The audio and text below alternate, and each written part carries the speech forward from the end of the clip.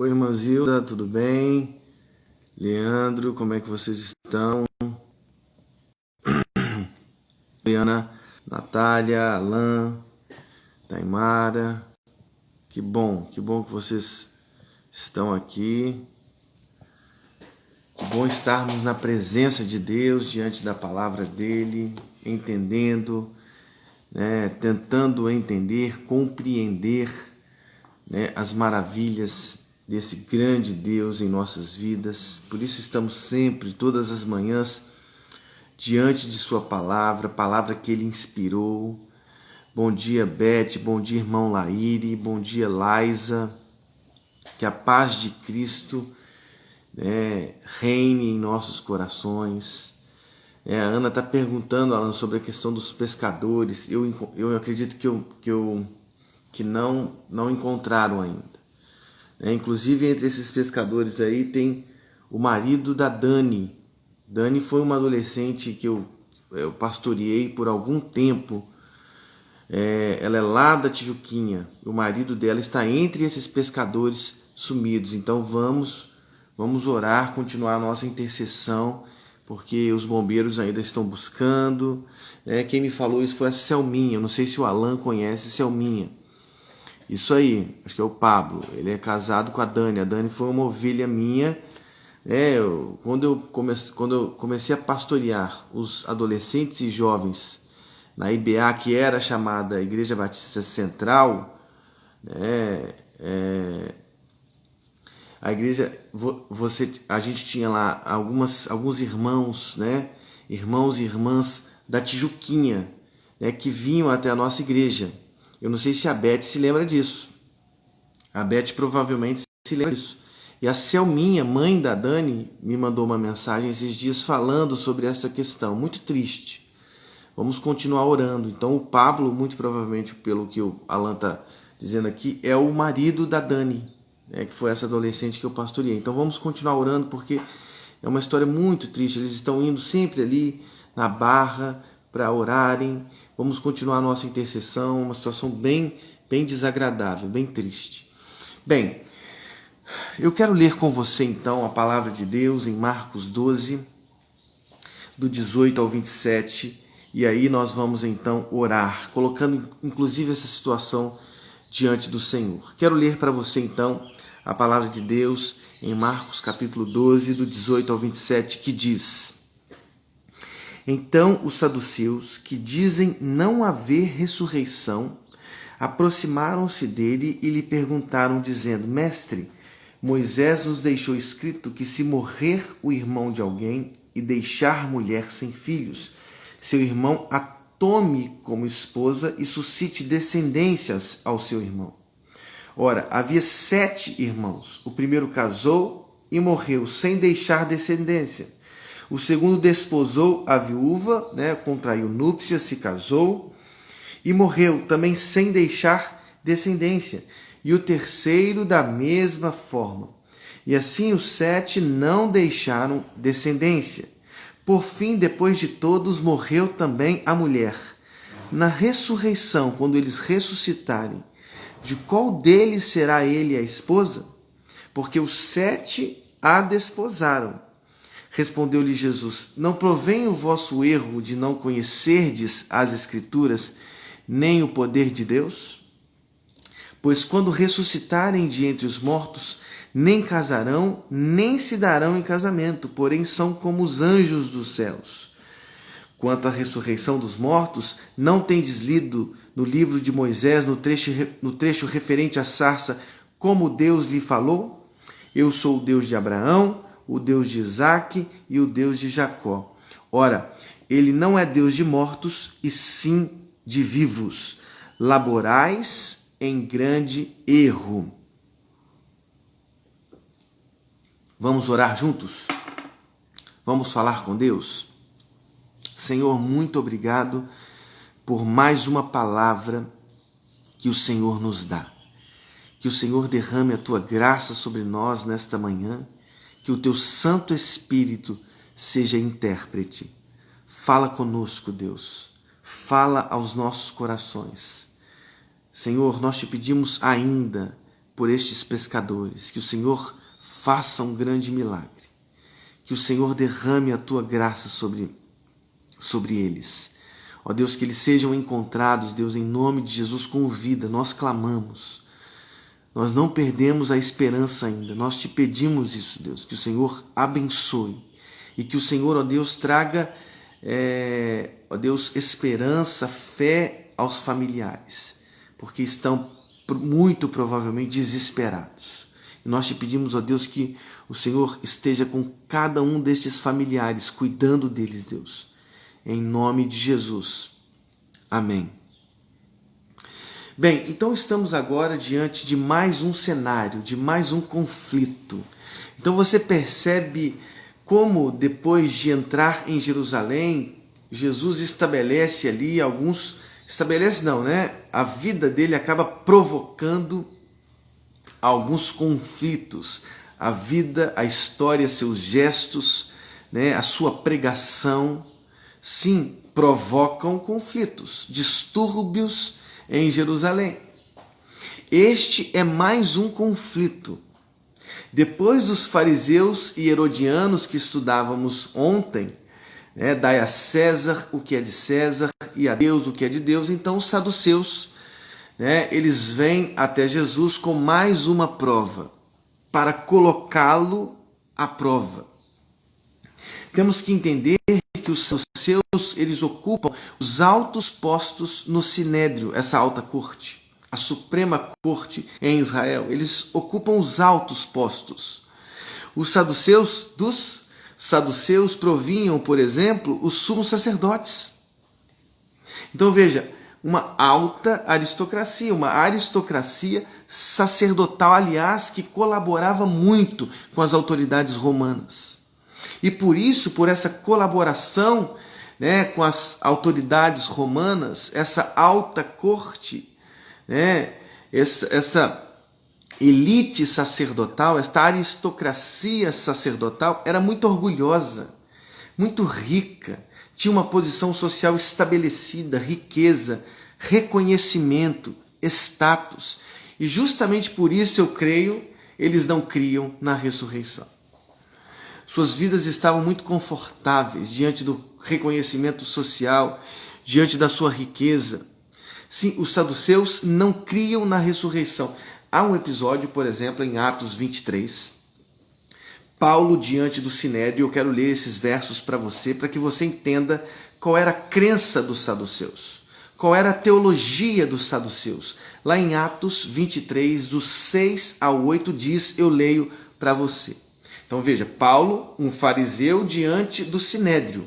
E vejam, as altas posições do Sinédrio eram ocupadas pelos saduceus. Então Paulo diz assim, sabendo Paulo que uma parte do Sinédrio se compunha de saduceus e outra de fariseus, exclamou, varões e irmãos, eu sou fariseu, filho de fariseus. No tocante à esperança e à ressurreição dos mortos, sou julgado.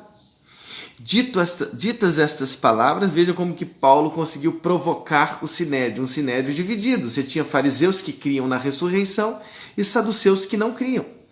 Ditas estas palavras, levantou-se grande dissensão entre os fariseus e os saduceus, e a multidão se dividiu, pois os saduceus declaram não haver ressurreição, nem anjo, nem espírito, ao passo que os fariseus admitem todas essas coisas.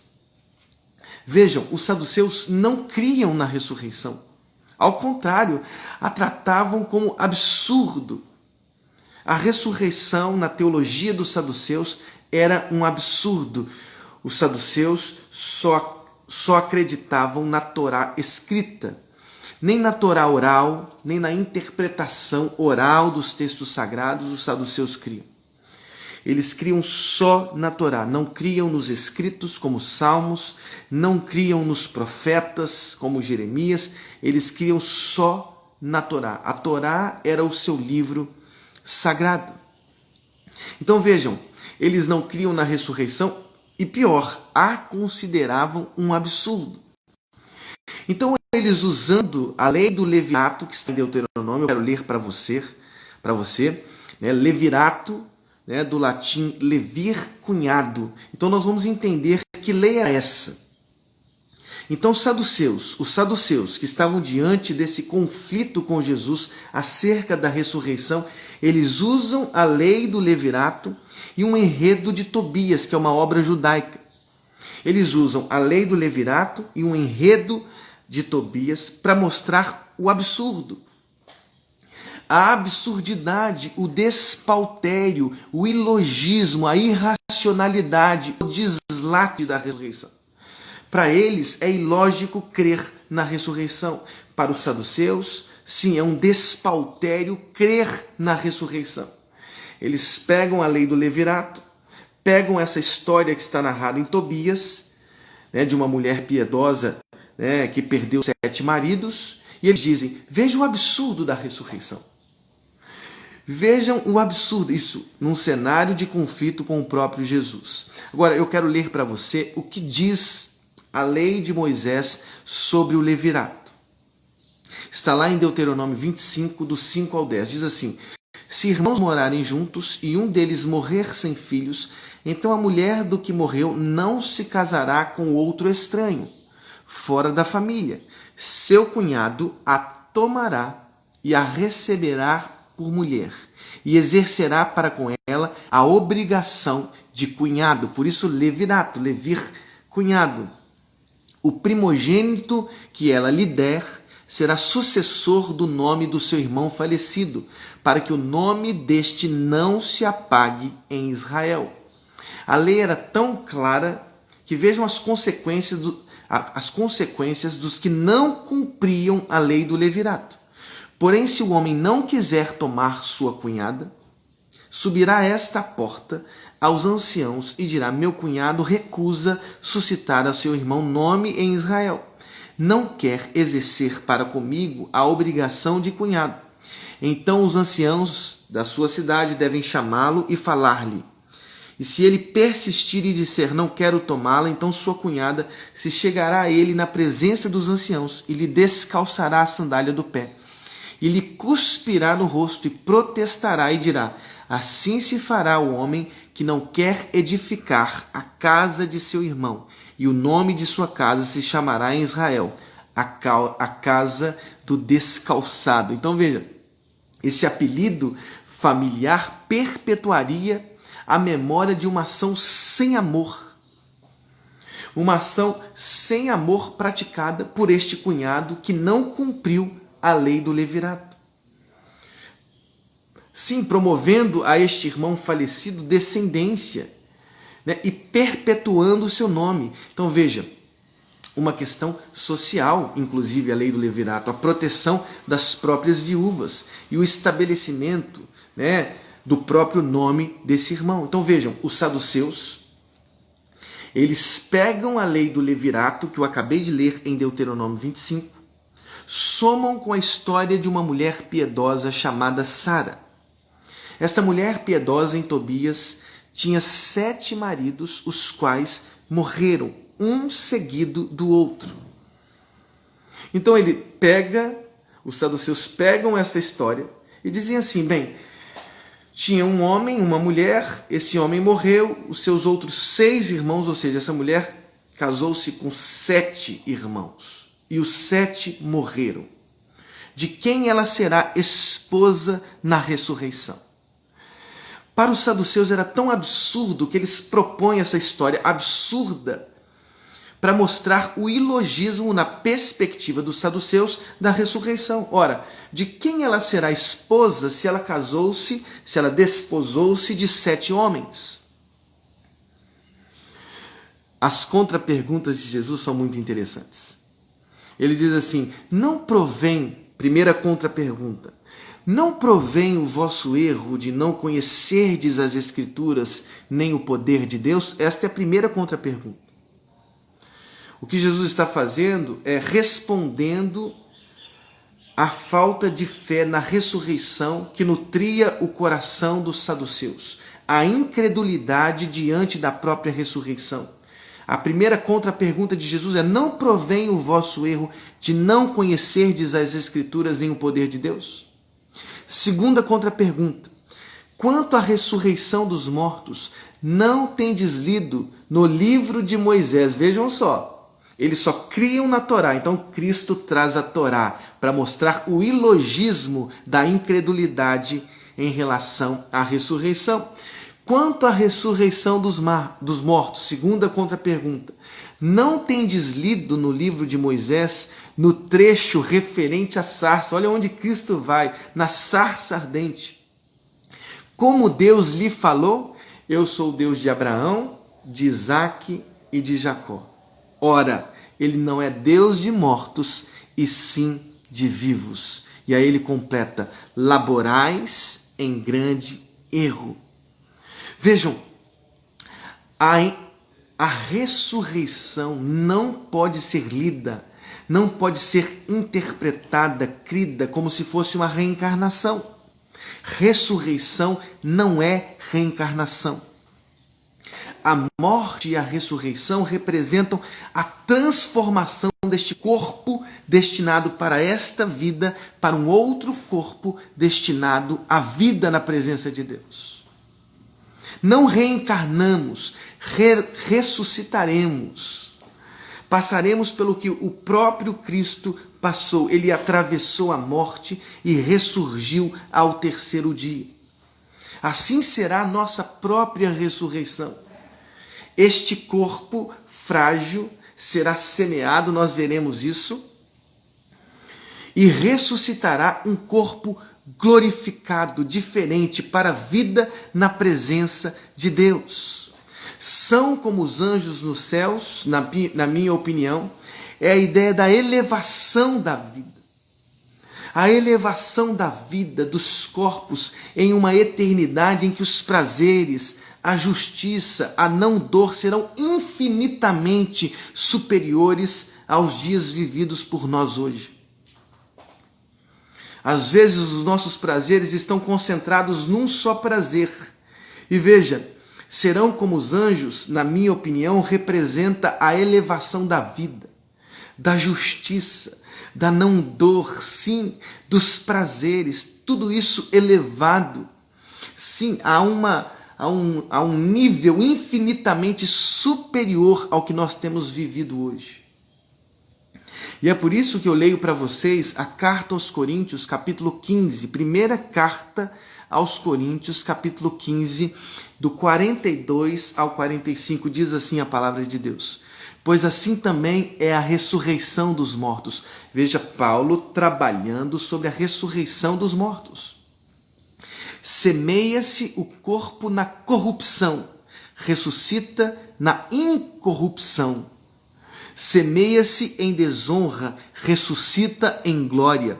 Semeia-se em fraqueza, ressuscita em poder. Semeia-se corpo natural, ressuscita corpo espiritual. Se há corpo natural, há também corpo espiritual, pois assim está escrito: o primeiro homem, Adão, foi feito alma vivente. O último Adão, porém, é espírito vivificante. Veja a grandeza do texto do apóstolo Paulo, mostrando com clareza o que é a ressurreição. O que é a ressurreição? Veja, semeia-se o corpo na corrupção, ressuscita na incorrupção. Os nossos corpos corruptos tornarão-se corpos incorruptos, impolutos. Semeia-se em desonra, ressuscita em glória. Semeia-se em fraqueza, ressuscita em poder. Semeia-se em corpo natural, ressuscita em corpo espiritual. Primeira carta aos Coríntios, capítulo 15, do 42 ao 45, para que você anote. Vocês estão errando. Aquilo que é pergunta em Marcos, nos evangelhos, nos outros evangelhos, é uma afirmação. Vocês estão errando porque vocês não conhecem a Escritura nem o poder de Deus. Nem o poder de Deus. Deus é Deus de Abraão, de Isaque e de Jacó. Deus não é Deus de mortos, e sim de vivos. Para Deus, todos estão vivos. Abraão, Isaque, Jacó, todos estão vivos. Veja o poder da ressurreição, veja o poder daquilo que nós cremos. Os saduceus não criam, nós cremos na ressurreição. E ressurreição não é reencarnação, não é voltar a esse mundo hostil. Ao contrário, os corpos fracos serão corpos fortes. Os corpos corruptos serão corpos incorruptos, impolutos. Os corpos em desonra serão corpos em glória. A vida que viveremos lá na Nova Jerusalém, novos céus, nova terra, será infinitamente superior. Os nossos corpos serão corpos para essa presença eterna nos céus. Na terra, novos céus, nova terra, a presença com o nosso Deus. Que Deus abençoe os nossos corações e que a nossa fé se nutra não do ilogismo da crença dos saduceus. Uma vida sem ressurreição é uma vida sem alegria. Uma vida sem a luz da ressurreição é uma vida que se deteriora vendo o corpo se encurvar até ser corpo frio, comido pelos vermes. A crença dos saduceus é: os nossos corpos serão comidos, serão engolidos pelos vermes. A crença na ressurreição, a crença provocada pela ressurreição dentre os mortos de Jesus Cristo, que venceu os corpos fracos, ressuscitarão fortes. Os corpos corruptos ressuscitarão incorruptos. Sim, esta é a nossa fé. A fé dos saduceus são corpos que se deterioram e são engolidos pelos vermes. A fé na ressurreição, sim, promovida pelo Cristo que venceu a morte ao terceiro dia, é fé na eternidade. Eternidade sem dor, sem lágrimas, na nova Jerusalém, novos céus e nova terra. Não haverá templo, não precisaremos de sol, ele nos iluminará. Não haverá mar, sim, porque mar é a sombra, é a morada dos mortos. Sim, nós viveremos um dia, como diz a Beth aqui, será um dia glorioso em nome de Jesus. Nós ansiamos por isso. Nós ansiamos pela eternização dos nossos corações, das nossas histórias e dos nossos corpos. Que Deus abençoe profundamente a sua vida em nome de Jesus. Amém. Como o Caio está escrevendo aqui, a fé na ressurreição é fé na eternidade. Sim, os nossos corpos não serão engolidos pelos vermes. Ao contrário, eles ressurgirão. Ressurgirão os nossos corpos deteriorados pelo grande milagre da ressurreição. Ressuscitará em força, em honra, em glória. Sim, nós viveremos com Ele eternamente. Deus, muito obrigado, porque o Senhor tem nos alimentado todos os dias com a Tua palavra.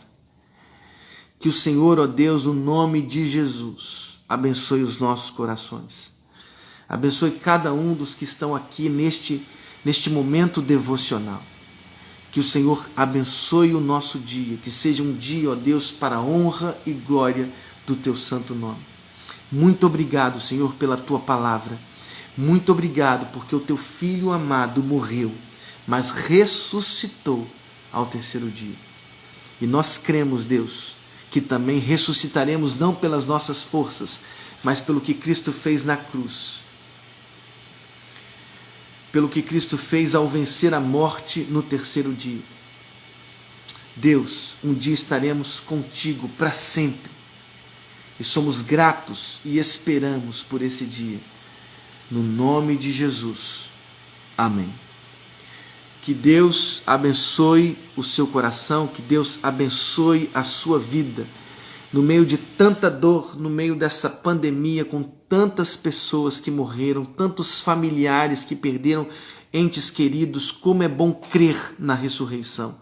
E como é sério, como se torna uma responsabilidade nossa anunciar o Evangelho de Cristo. Como crerão, como ouvirão se não há quem pregue? Que as nossas bocas, os nossos lábios se unam na proclamação do Evangelho. Que Deus abençoe. O Caio é de Manaus, Orem por Manaus. Eu publiquei aqui no meu Instagram, sobre a Junta de Missões Nacionais, que tem colaborado, tem trabalhado ali junto às igrejas batistas de Manaus.